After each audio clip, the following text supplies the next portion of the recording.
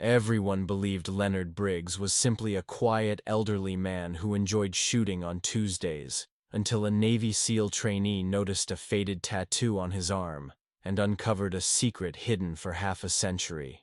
Leonard Briggs arrived every Tuesday regardless of weather, holidays included. His boots stepped out of that old silver Ford precisely at 9:56 in the morning.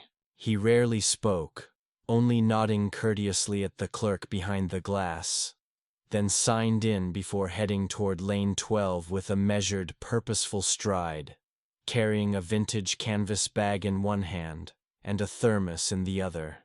The coffee was always black. The Delano Gun Club was not a place for chit-chat. Most visitors were off-duty officers, former military personnel, weekend warriors, or fathers teaching their sons to shoot. Then there was Leonard, thin-framed with wire-rimmed glasses and a gray flat cap pulled low over his forehead. He did not fit into any usual category, yet nobody questioned his presence. He hit his target every single time. People assumed he was just another retiree with too much spare time and little family. Perhaps a veteran, or maybe someone who simply collected shooting as a pastime.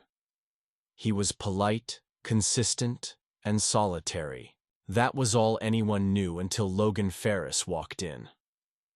Logan had returned from Coronado, where he had been pushing through BUDS, the grueling Navy SEAL selection course. His hands were still blistered from the cold water swims, his lean and sharp frame showing the toll of days without sleep. But there was a distinct spring in his step that indicated he had survived Hell Week. He was not arrogant, just youthful and confident. He arrived with his older cousin Cole, a police officer from Bakersfield, and occupied lanes 10 and 11. Logan began preparing his gear when he noticed the man in lane 12. There was something unusual about him, not unpleasant, but distinct. Leonard's posture was flawless, feet planted firmly, elbow close to his body, and his breath controlled perfectly.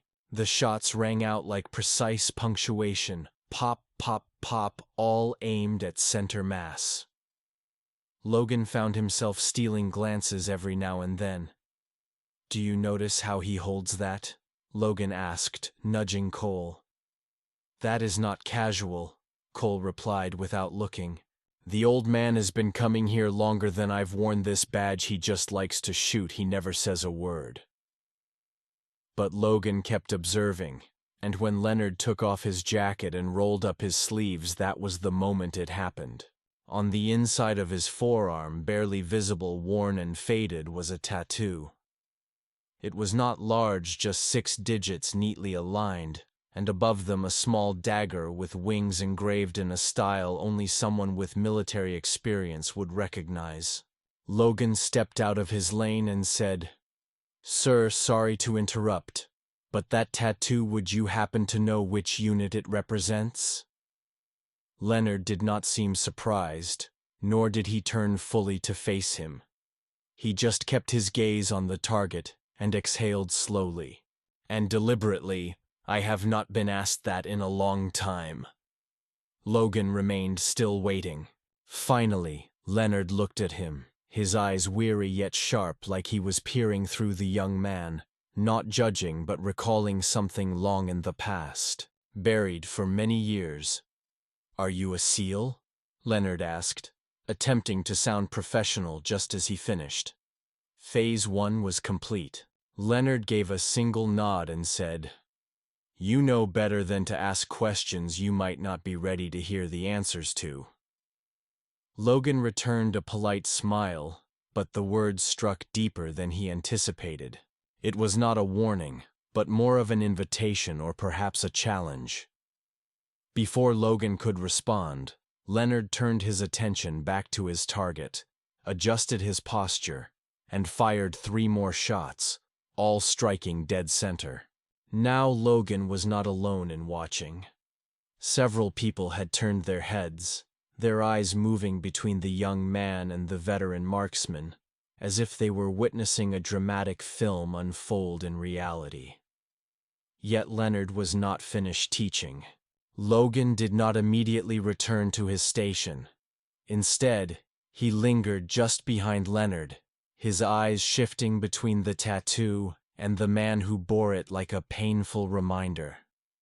The numbers were too old to discuss openly. There was something about those digits. Military, yes. But more than that, they were classified, not just commemorative marks. He waited for Leonard to reload before speaking again. "I have only seen that mark once," Logan said quietly. "Instructor Ramos had it, but he never talked about it either." Leonard carefully placed his pistol down. "Ramos still has that limp," he noted. Logan blinked in surprise. "Shrapnel? Wait, you knew him?" Leonard offered a slow, half-smile. "We grew up together. Ramos could never duck fast enough." That memory seemed to open something up. Logan stepped a bit closer while Leonard reached for his thermos, twisted the cap, and took a sip. "Do you have any family in the—" "My dad served in the Navy and passed away when I was 11. My uncle works as a police officer, and most of the others in the family are teachers." Leonard gave a slight nod and then tapped the bench beside him, saying, "You can sit. I am not going anywhere quickly." Logan eased himself down, and for a short while, they simply observed the other shooters along the line. The sound of brass, casings hitting concrete, distant rumbles from AR rifles and 12-gauge shotguns. Then Leonard leaned forward somewhat, speaking softly. "That tattoo was never part of anything official, not in the beginning. We were not exactly recorded in any official records." Logan looked at him. His interest piqued. "It was Cambodia, 1970, Leonard started. They claimed we weren't there, but we were. We were a small team, 6 men in total. I was the youngest, only 19 years old. They assigned us tasks no regular unit wanted to get involved with." He paused, his eyes fixed on a point far beyond the visible range. "No insignia, no backup, no guarantee we'd make it back." Logan stayed silent, knowing better than to interrupt. Leonard continued. "They called us Fang Unit. You won't find that name written anywhere. It was just whispered. We visited places most soldiers had no idea even existed. The jungle was alive. It shifted on its own terms. Each mission was high risk, and we were the expendable ones." Logan shifted uneasily in his seat, but then asked about the tattoo. "But that tattoo, it's more than just a symbol, right?" Leonard let out a low, dry chuckle. "No, it's a burial tag, 6 digits, one for each man. Mine is the only one not crossed out." He stretched out his arm and trailed a finger along each number. "Each time one of us died, we marked it with a slash. I have 5 slashes." That revelation hit Logan like a heavy blow. The casual way Leonard said it made everything feel even worse. "They never informed our families," Leonard continued, "not even recording our names correctly. I returned home in '72, landed in Los Angeles, and no one came to meet me. I took a Greyhound bus back to Bakersfield and immediately started washing cars just like that." Logan's jaw tightened as Leonard stared him in the eyes. "They erased you." "They never registered us from the start," Leonard added solemnly. A few moments passed while the rhythm of the shooting range carried on.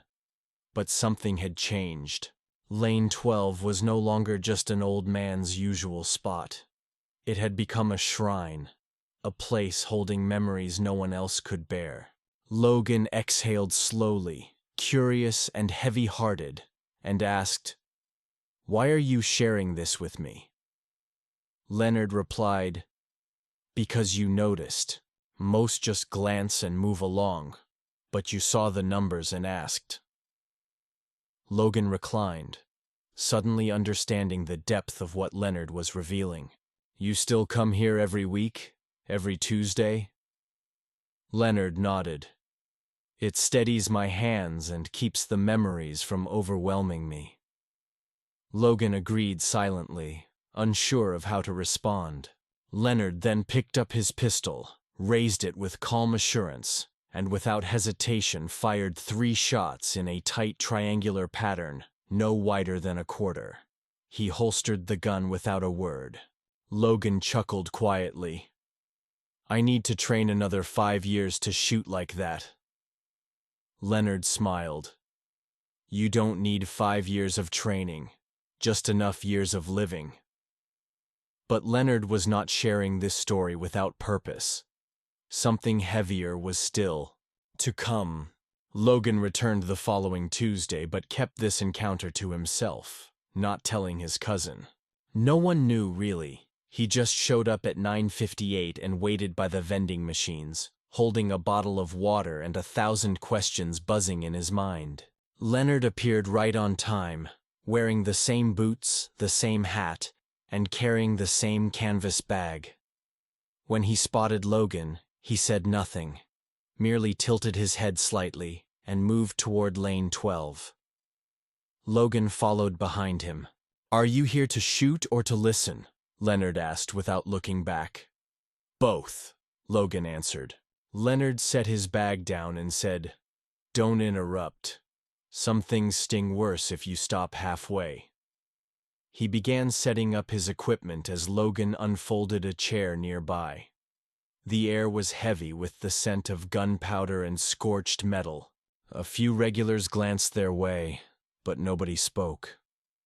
Something about Leonard's presence had changed the atmosphere, or maybe people were just noticing it for the first time now. Leonard drew in a deep breath. The first time I killed a man, I didn't even see his face. The words fell quietly yet sharply, like stones sinking into still water. We were dropped into the swamps of northeast Cambodia, vines as thick as an arm blocking the way. Our mission was to intercept a courier. Intelligence said he was carrying maps of Vietnamese camps near the Lille Ocean border. We weren't supposed to engage unless absolutely necessary, but nothing about that mission was as they said. Leonard's tone remained calm, but his eyes revealed a different story. Not haunted, but as if his mind was sifting through pages he'd rather keep closed. 4 days in, no contact, no food left. That night we were left with nothing but boiled leaves and river water. I took the first watch and heard footsteps close to our camp. I gave the warning signal, yet it was already too late. 2 of them appeared. Local mercenaries, maybe from the NVA. One held a machete and the other carried a rifle. He hesitated briefly. I fired at the one with the machete first, striking him straight in the chest. I hit the second one in the throat, and he gurgled for perhaps 10 seconds. Logan stayed still. He barely blinked. The next morning I learned the courier was already dead, ambushed by another squad 2 days before we even arrived. Our mission turned out pointless. We were ghosts pursuing ghosts.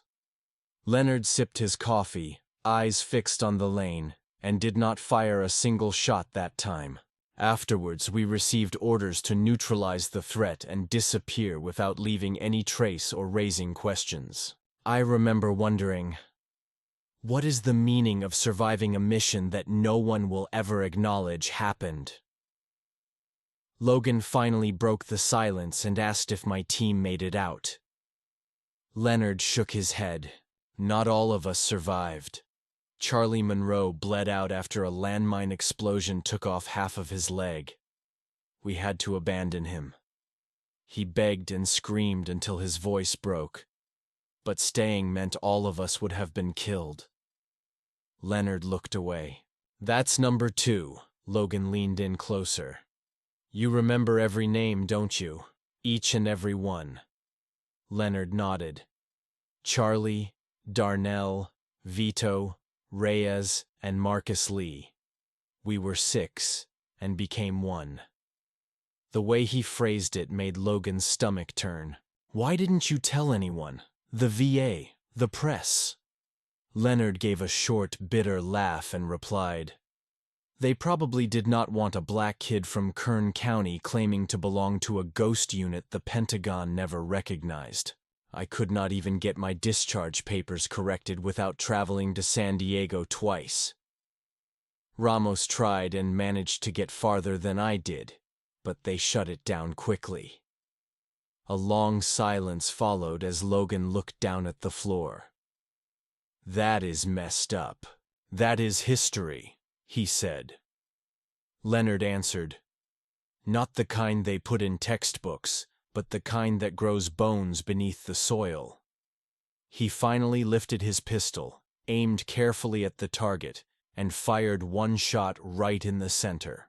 Logan stood and asked, Have you ever thought about writing it down? I mean, somebody should. Leonard did not look at him but said, I did. I burned it. Logan blinked in surprise. Why? Leonard explained, Because those who need to remember already do, and those who do not care never will. Yet Logan refused to let this story vanish like smoke. He just did not know how much more. Leonard wanted to say. On the third Tuesday, Logan brought a notebook, which Leonard noticed immediately. You writing a book now? Leonard asked. Logan shook his head. I just do not want to forget. You say things that stick. Leonard did not reply at once. He adjusted his earmuffs, glanced downrange, then beckoned Logan closer, as if something was on his mind. Let me tell you about Reyes, he said, his voice slightly quieter than usual. The kid was from Yuma, divided his time between cotton fields and the garage where his father fixed transmissions. Small guy, lightning quick. A nervous chuckle escaped his hands when he was assigned to our group fresh from Fort Benning. Leonard took careful aim, fired a single shot, and exhaled slowly. He always kept a rosary tucked in his sock, saying it helped him stay grounded, along with humming old Marvin Gaye songs during our tough jungle hikes. Those tunes irritated Monroe to no end but kept our minds steady. Logan smiled faintly and said, Seems like he was the soul of the squad. He really was, Leonard responded, and he didn't deserve what happened to him. Logan straightened up, noticing the shift in Leonard's expression from distant memory to heavy burden. We were midway through a recon mission along the Vietnamese border when we caught wind of a weapons cache buried near a ruined temple. The locals avoided the place, calling it cursed. We just laughed it off, Leonard recounted, pausing to sip his coffee. Although his hands stayed steady, there was a tension gripping him, as if he couldn't relax fully. Reyes accidentally triggered a hidden tripwire. The crude grenade buried underground exploded, tearing off both of Reyes's legs. Leonard's jaw clenched tightly. Reyes did not die immediately. It took 6 long hours. Logan swallowed hard and asked, What did you do? Leonard's voice broke slightly. I stayed by his side, holding him steady as he screamed. I sang to him. I am not a singer, but I sang every Marvin Gaye song I could recall. After a quiet pause, Leonard continued. He bled onto the earth so fast the soil darkened. I thought the ground was swallowing him. Logan said nothing. There were no words for that kind of wound. 4. Leonard spoke softly after that operation. I stopped humming and praying, if I am honest. Leonard secured his pistol and met Logan's gaze directly. We were more than just soldiers. We became shadows. We carried out tasks, those in clean suits and neat offices could never understand. And when we returned, if we managed to return, those same people chose to look away. Logan gripped his notebook tightly. But you did what no one else dared. Leonard shook his head. We did what they refused to acknowledge. Needing. He paused to stretch his back. You know, my mother never fully grasped what I really did. She believed I worked in supply logistics. I let her hold on to that illusion. I wrote her letters filled with falsehoods. Told her we were safe, well-nourished, and clean. He laughed quietly, but it was an empty sound. The truth is, we went without food for days, slept on roots of trees, and buried our comrades with our bare hands. Logan gazed across the ridge. It's hard to imagine you endured all that and kept moving forward. Leonard slowly nodded. Some nights I still wake up hearing Rahia's song, and when I come here and fire a few shots, it feels like I regain control, if only for a moment. The range seemed quieter that day, or maybe Logan just perceived everything differently. Leonard looked at him. Do you think this nation understands what it demands from people like us? I don't think it does, Logan replied. Leonard nodded once more. Then perhaps the next generation can change that one story at a time. But the truth Leonard bore within him remained unchanged. The story was not solely about the conflict, but also about what followed afterward. And Logan had yet to hear the most troubling parts. That Thursday, Delano experienced an uncommon heavy rain, yet Leonard arrived with soaked boots and a dripping cap, carrying a thermos. Logan was already there, leaning against his cousin's truck hood, waiting anxiously as if he were a student with incomplete assignments. He had more inquiries, but Leonard did not begin to talk immediately. Instead, he gestured silently toward lane 12, and together they walked over without exchanging words. They quietly prepared their equipment. The shooting range was almost deserted, with only one father and his son at the far end. A single beam of light pierced the clouds above them. Logan observed Leonard fire his first shot, then another before finally breaking the silence. Have you talked with anyone else about this? Leonard kept his gaze fixed on the target. Not really. My wife knew a little. Before she passed, I shared just enough with her to explain the nightmares, but never the full story. Logan paused and asked hesitantly, what happened to her? Leonard responded straightforwardly, cancer. By the time they found it, it was already stage 4. She went quickly. She was the strongest woman I ever knew. Leonard lowered his gun and stared out over the rain-drenched yard. She used to say I talked in my sleep. Names, numbers, screams. I didn't even realize I was doing it, he shared quietly.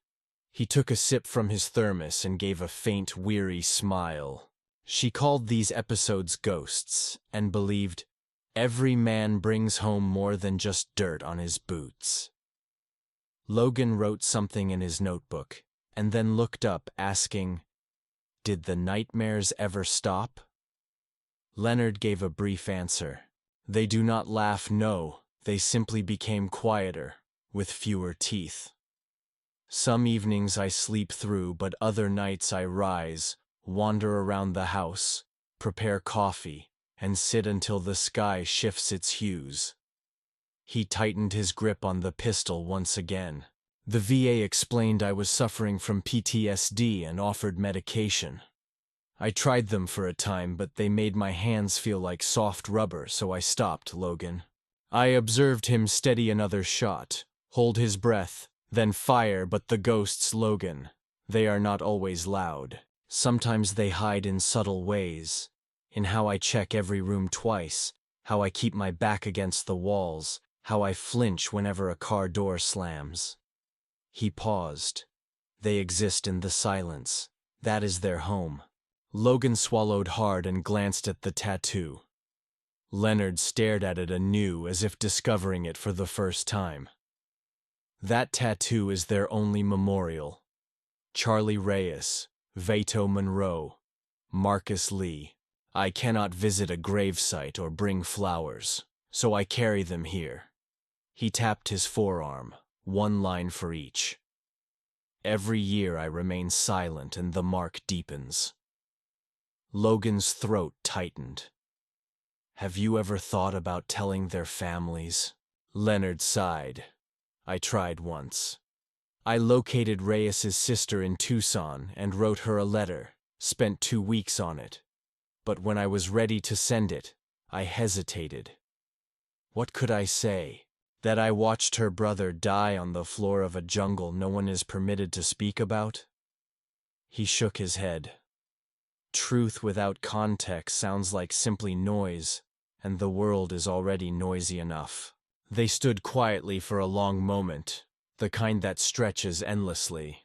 Amidst the quiet moments between generations, Logan finally inquired, "So, why come here? Why keep shooting?" Leonard slowly holstered his pistol and replied, "Because when I am here, I do not have to pretend every shot is just an echo. I can control every round as if it were a memory that does not possess me." He lifted his thermos, took one last sip, and then turned to Logan. "You said you wanted to be a SEAL. Are you ready to come back broken?" Logan did not hesitate. "I do not want to break, but if I must, I want it to be for something meaningful." Leonard regarded him quietly for a long moment, then for the very first time since they had met, he extended his hand. Logan grasped it firmly, solid, steady, calloused, and most importantly, alive. Yet, it was what transpired the following week at the shooting range that truly revealed how keen Leonard's skills remained, proving that the ghosts were not the only watchers. On the next Tuesday, Leonard showed up a little later than usual, at 9:59, which unsettled Logan. He paced near the office window, wondering if perhaps the old man had finally skipped a day. However, Leonard maintained his typical calm, casually wiping rain from his cap as if it meant nothing. He remained silent while signing in, but something was unmistakably changed. Logan immediately observed Leonard's posture appeared tighter, his jaw clenched in an uncommon way. "Is everything okay?" Logan asked. Leonard nodded slowly and mentioned he had not slept much. Logan chose not to pry further. They proceeded toward Lane 12 together. The range was busier than normal, occupied by a group of 4 men in matching jackets, appearing to be in their mid-30s, bulky and loud, who had claimed lanes 8 through 11. They were loudly joking, laughing, and taking pictures as usual until something changed. While watching Leonard, one of the men nudged the guy beside him, whispering, "Hey, that old man hardly manages to lift his gun." Logan suddenly froze on the spot. Leonard heard the remark but showed no reaction. He calmly set his bag on the bench and began unloading his pistol. Another voice joined in. "Hey, Grandpa, are you sure you belong here?" Leonard remained silent, steadily loading his magazine, sliding it in, and chambering around. His eyes stayed fixed on the paper target in front of him. Logan stepped forward and warned, "Hey, back off." The tallest man in the group grinned. "Calm down, SEAL boy. We are just having fun." Logan kept going. "Why don't you play around in your own lane?" Leonard lifted his hand softly to signal Logan to stop. He then stepped up, raised his pistol, and fired 5 shots without even seeming to aim. The bullets landed so close together they tore a hole through the center of the paper target. Leonard lowered his weapon, turned sideways slightly, and spoke quietly. "I have buried 5 friends who died protecting strangers. Do you really think words from men like you affect me?" Silence fell over the group. Even the smirk disappeared. The range manager emerged from the office, scanning the scene, and asked if everything was all right. Leonard turned back to his bench, holstered his pistol, and sat down. Logan said nothing, and neither did the other 4 men. After gathering their things, they left 15 minutes later. Once they were gone, Logan finally spoke. Next to Leonard. "You did not have to say a word," Logan remarked. "No," Leonard replied, eyes fixed steadily on the target. "But sometimes people require a reminder of what true respect looks like." Logan tapped his notebook thoughtfully, then paused.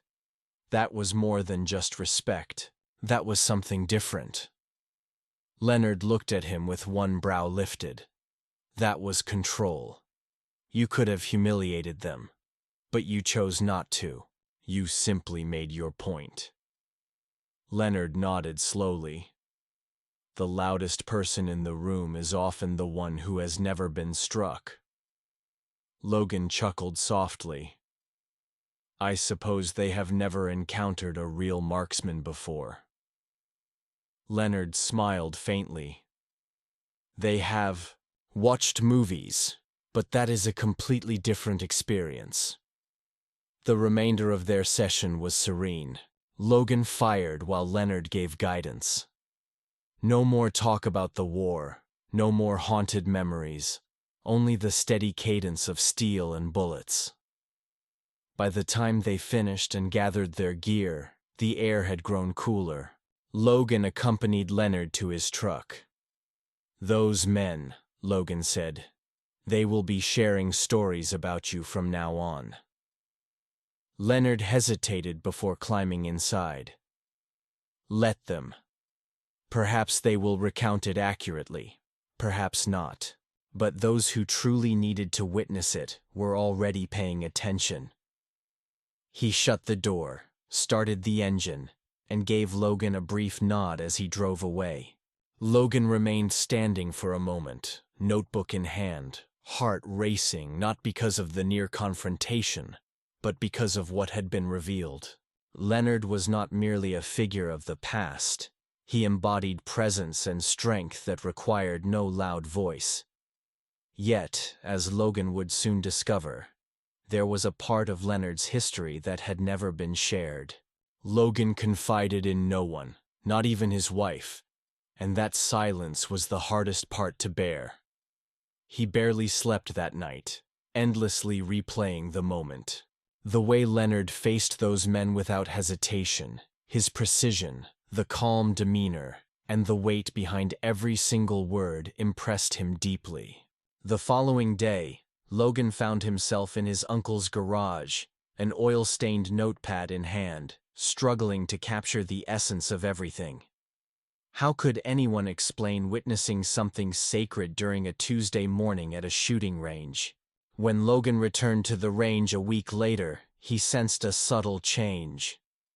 People who previously ignored Leonard now greeted him with respectful nods. A few younger shooters lowered their voices as he walked by. Even the manager, who rarely spoke more than 10 words to Leonard, approached to replace the paper targets himself. Leonard didn't react to any of it. He continued his routine unfazed. Logan observed that everyone seemed different in the room. After an hour of practice, sitting on the bench, Logan asked, "You notice how everyone's changed?" Leonard responded with a gentle shrug. They just saw what they'd been pretending not to see. Leaning forward, Logan said, "Do you ever think the struggle might have been worth it? People are beginning to understand now." Leonard's face remained unmoved as he stared at his rough, strong hands. "I fought because I was told it would make a difference, and that proving ourselves would mean we were remembered just like anyone else. Memory can be a complicated thing. People tend to forget what causes them discomfort, Leonard observed as he gazed across the distant hills. However, what they never forget are the moments of fear and the times when courage surfaced. Sometimes that alone is enough. Logan pondered this quietly. It seems it is not only about medals, is it? Leonard gave him a knowing look and replied, "Medals. I have 2 bronze stars tucked away in a drawer next to some expired light bulbs. They don't speak, they don't teach your children, and they certainly do not answer the question of why Daddy cries in his sleep." Logan absorbed his words silently. After a short pause, a teenager and his mother settled in the shooting lane beside them. The boy, no older than 16, fidgeted nervously with his ear protection. Leonard observed him for a moment, then stood and approached. "Hold your breath on the exhale," he advised gently. "Don't rush the shot. Let it come to you." The boy looked up, surprised, but then nodded carefully. His mother silently mouthed a thank you. Leonard returned to his seat while Logan grinned and asked, "Do you do that often?" Leonard shrugged and said only when they seemed truly intent. As the afternoon sun sank behind the hills, Logan voiced a question that had weighed heavily on his heart. "If you could go back, would you do it again?" Leonard did not reply immediately. Quietly cleaning his pistol, he finally said, "I would go back, but I would fight harder to be noticed when I returned." Those words remained with Logan long after. One day and then a week later, Logan came back with a camera. "I want to capture some of this," he explained. "Just audio for myself to listen to when I need a reminder." Leonard paused for a moment, then gave a single nod. "No names," he warned, "and don't turn it into something it is not. Promise me." They spent nearly 2 hours recording. Leonard shared tales of intense heat, thick mud, endless silence, and betrayals. He spoke of Morse code tapped on rifle stocks and fireflies used as signals of loyalty that endured even when people did not. Logan stayed quiet the whole time. When they finished, Leonard leaned back with his eyes shut. "I don't care if the world forgets my name," he said quietly. "I just want one person to remember what we sacrificed." Logan slowly closed the notebook. "You already have that," he replied. Yet Leonard had one last truth, hidden deeper than the rest, something even Logan never imagined, and it was time to reveal it aloud. The following Tuesday, Leonard didn't arrive. Logan waited an hour, then walked the nearby paths, asking around. He checked the parking lot twice, though he already sensed the truck was gone. By Wednesday afternoon, Logan drove to the address Leonard had hastily written for him 2 weeks before on a gas receipt. It was a simple house on Delano's east side, white paint flaking, a dented mailbox, and 2 wind chimes softly ringing in the wind. Logan knocked twice but heard no answer. Then a neighbor wearing a Dodgers hat appeared outside and nodded toward the house. "You looking for Mr. Briggs? He was taken by ambulance yesterday morning. VA," the neighbor said. The hospital in Fresno felt heavy with tension. Logan's gut tightened by Friday when he found himself seated in a rigid chair beside a hospital bed. Leonard appeared smaller there, wires attached to his chest, tubes snaking out from under the sheets. But his eyes retained that unmistakable calm. "It took you long enough," Leonard said with a dry but steady voice. "You scared me," Logan answered quietly. Leonard gave a faint smile. "I was scared myself. First time I've been admitted anywhere in 20 years. I told them I didn't need a bed, just a cup of coffee and a target.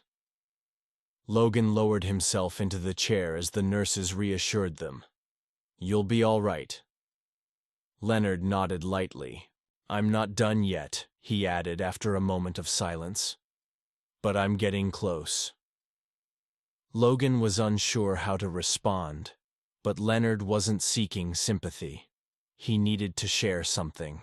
There's one thing I've never told anyone, not my wife, not the VA, not even Ramos, he began, shifting slightly, wincing. His voice dropped to a whisper. We weren't just there to gather intel. Our last mission was to wipe out a village. They claimed it was a Viet Cong stronghold. Women and children were supposedly evacuated already. His voice faltered briefly. They hadn't evacuated anyone. We were way in too deep. The calm was down, and we followed orders. Logan sat motionless, the heavy weight of the confession pressing on him like sandbags. Leonard continued. We went from house to house. There was smoke, fire, screaming. And when I saw a boy, could not have been older than 9, holding something, I thought it was a weapon. He pulled the trigger and swallowed nervously. It was a toy carved from wood. The silence in the room felt louder than any gunshot. Leonard closed his eyes and said, I have carried that burden for 50 years, never spoken about it aloud, not because I wanted to forget, but because I believed silence was how I paid for it. Logan's throat tightened. You did not know you were following, Leonard replied. I knew, Logan interrupted. Leonard went on.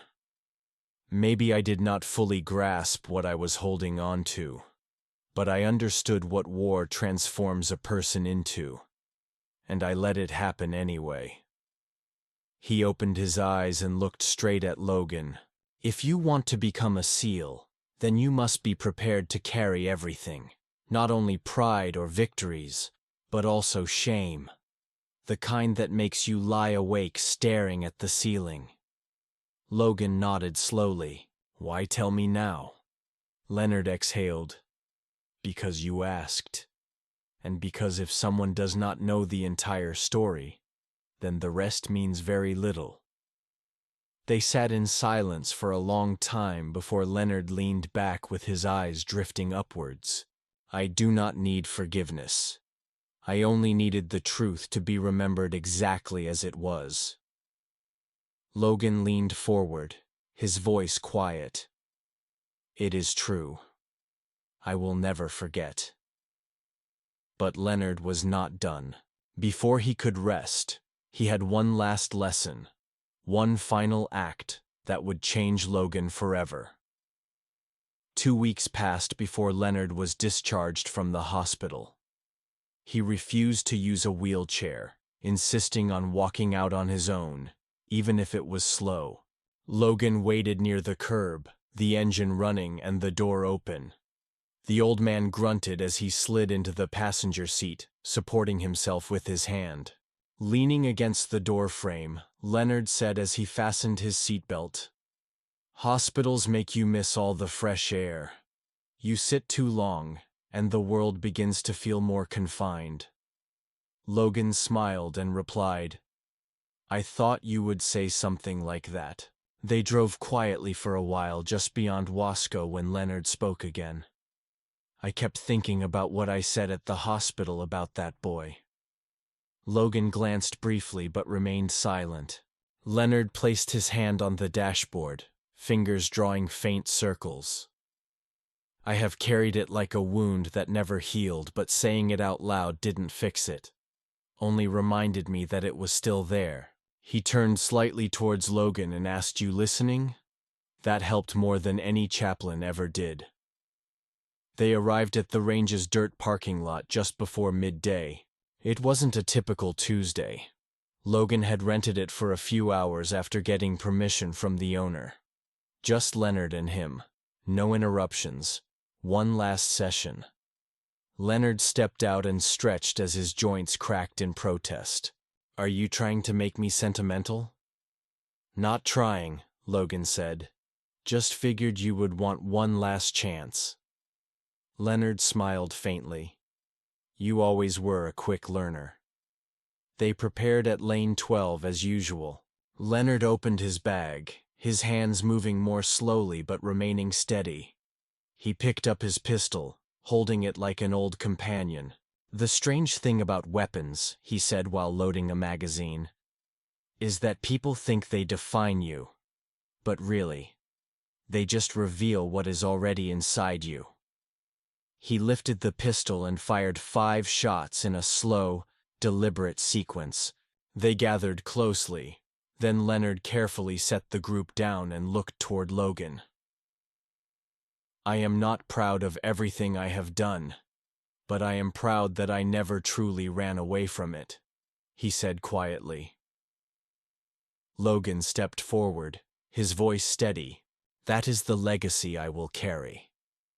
That not only your stories matter, but the way you carried them.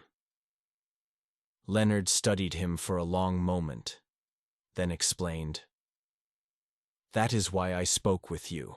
You did not come seeking admiration, but to understand. He then reached into his bag and pulled out an old, worn envelope carefully folded at the edges. This is for you, Leonard said with a hint of seriousness. Do not open it here. Save it for when you are alone. Logan accepted it with uncertainty, asking what it might be. Leonard only shook his head slightly. Instructions for after I'm gone, he answered. Logan felt his throat tighten, urged him not to say such things. Leonard responded with a soft smile. I am not leaving today, but we are not always warned.